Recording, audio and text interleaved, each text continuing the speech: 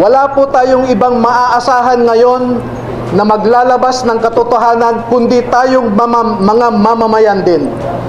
Ang ugat at pinuno ng pagnanakaw sa ating bayan ay walang iba kundi si President Marcos. At hindi gagalaw si Speaker Romualdez o si Zaldico na walang pahintulot kay PBBM. Na i-deliver nila umaabot ng 805 billion pesos. Kinwestiyon ni Senate President Pro Tempore Ping Lacson ang logic sa likod ng umano'y 805 billion peso cash deliveries ng mga nagpakilalang dating Marines. Suppose that the executive assistants or trusted personnel of Zaldico, named Mark Tiksay and Paul Estrada, processed 500 million pesos a day, working 24/7, 365 days a year, including unloading, counting, repacking, loading, and delivering the money. This would take 5.5 years or mid-2028. Senate Blue Ribbon Committee Pro Tempore Ping Lacson minamaliit ang 805 billion pesos delivery na ibinulgar ng mga ex-Marines. Welcome back to Kakibat TV. Matapos nga lumantad sa publiko ang mga dating security aid ni dating ako Bicol Party List Representative Zaldico na mga ex-Marines na kasamahan din ng unang lumantad sa Senado na si Sergeant Orly Gutesa na nagbulgar sa mali-malitang delivery na ang pinakasangkot ay sina Zaldico, dating Speaker Martin Romualdez at Pangulong Ferdinand Marcos Jr.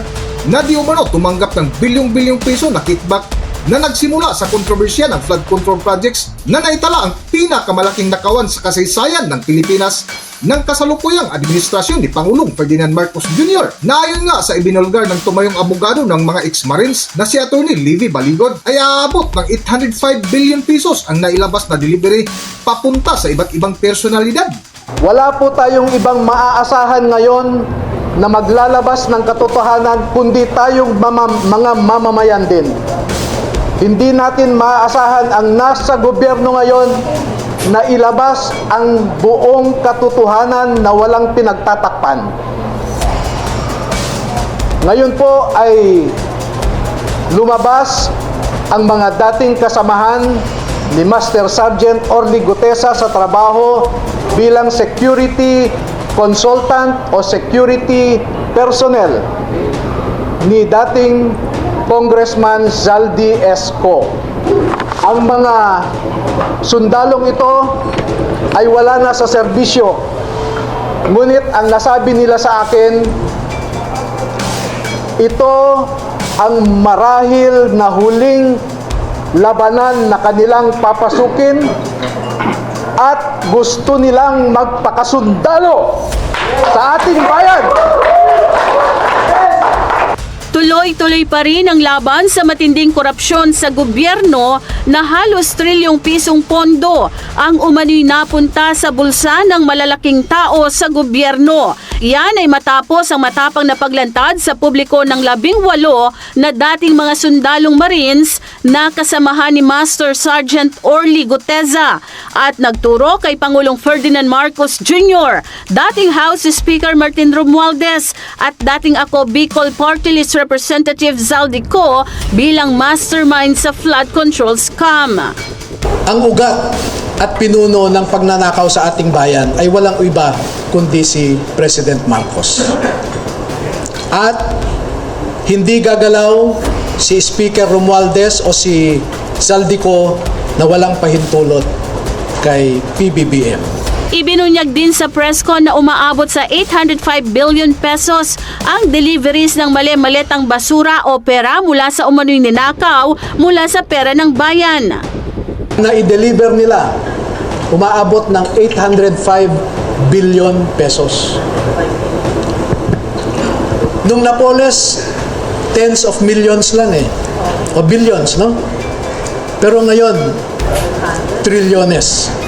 Ngunit ang ikinalungkot ng ating mga kababayan na sa halip pangunahan at bigyan ng oras ng pinuno sa Senate Blue Ribbon Committee na si Ping Lacson para imbestigan ang nasabing delivery ay inusisa patuloy ang logic o lohika at basic mathematics sa likod ng mga pahayag ng mga dating miyembro ng militar na inuugnay sa umano'y 809 billion pesos cash delivery scheme. Na matapos na ang pahayag ni Ping Lacson ay mas lalong ikinadismaya ng taong bayan na nag-aabang at nag-aantay ng tamang kasagutan para mapanagot ang mga masterminds sa nakawan.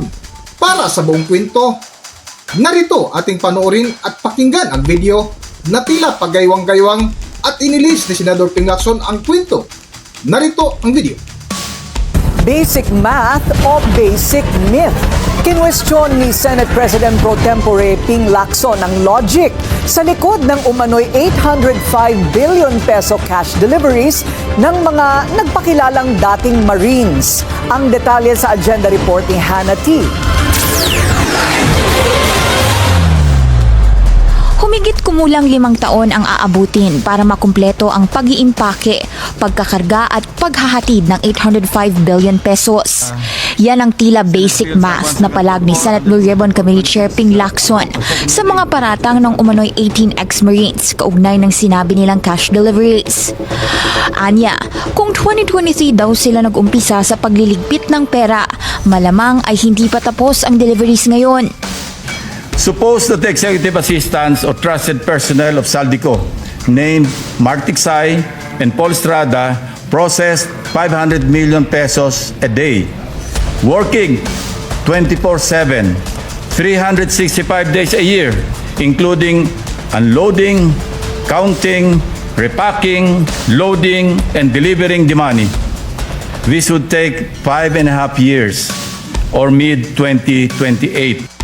Hindi pa isinasalang ni Lacson sa pagdinig ang mga nag-presscon na dati raw marino sa Club Filipino nung bisperas ng 40th anniversary ng EDSA People Power dahil kailangang questionin ang believability ng kanilang mga claim. Ang mga pera raw ay para pondohan ang ICC investigation sa kaso ni dating Pangulong Rodrigo Duterte na kalaunay pinasinungalingan na ng International Tribunal kabilang ang ilang mga inakusahan ng grupo. Sabi ni Lacson, tungkulin daw niyang suriin hindi lang ang akusasyon, kundi ang logic at posibilidad nito. To be clear, while every imputation of a crime warrants our attention, none deserves our blind deference. In the same manner that everyone has a right to be heard, it is not a license to mislead. Anya, hindi pa man siya humuhusga sa merit ng testimonya, pero may mga tanong na dapat sagutin, gaya ng timbang at dami ng pera. Sinabi na kasi noon sa mga nakaraang hearing na ang 1 million pesos ay nasa 1 kilo. Kung susundin ang computation na ito, ang 805 billion ay katumbas ng 805,000 kilograms o 805 metric tons ng papel na pera. Hindi pa kasama rito ang mga lagayan. Tinanong din ni Lacson kung paano raw naipasok at naipamahagi ang ganito kalaking halaga na aabot sa 1,610 na delivery kung 500 million ang limit kada araw. Ayon din daw sa datos ng Bangko Sentral, umaabot sa 2.7 trillion pesos ang kabuang physical cash sa 2024. Kung totoo ang paratang, halos 15% ng lahat ng perang nasa circulation at bank vaults ang dumaan sa iisang tao.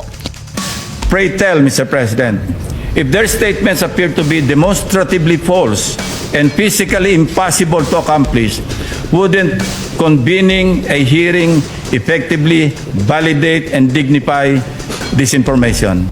Iba naman ang posisyon dito ni Senator Amy Marcos. Anya, hindi raw issue rito kung deserve bang ma-dignify ang kanilang claims. Kung seryoso ang mga akusasyon, duty daw nila na i-examine ito. Aminado ang presidential sister na incredible ang claim ng mga umano'y dating marino, kaya't nararapat lang daw makapagpaliwanag sila tungkol dito at isubstantiate ang mga alegasyon under scrutiny. Ang isang Senate inquiry ay pinoprotektahan din ang reputasyon ng mga akusado. Kung fabricated daw ang mga alegasyon, nararapat lang na panagutin ang mga dapat managot at lalabas lang daw ang katotohanan kung magkakasa ng investigasyon ang Senado. Unang iniudyok ng kampo ng mga umano'y dating marino ang isang investigation At kalaunay, natuklasang ilan sa kanila ay dishonorably discharged at ang iba naman ay kalanmay hindi naging bahagi ng hukbo. Sabi ni Lacson, for truth's sake, handa raw siyang makipag-usap kay Attorney Levy Baligod, ang abogado on behalf of the ex-Marines, para i-reconcile ang kanilang mga testimonya nang hindi nasasakripisyo ang integridad ng Blue Ribbon. Hanggang dito na lang muna ang ating video at kung nagustuhan nyo, huwag kalimutan mag-subscribe at pindutin nyo na rin ang notification bell para ma-notify kayo sa ating susunod na video. Maraming salamat!